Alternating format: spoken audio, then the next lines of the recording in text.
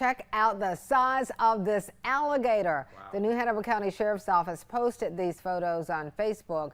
Someone who lives at the Willow Glen Apartments on Riverwoods Drive reported this guy near the clubhouse. Deputies got to the scene and somehow managed to wrangle the gator.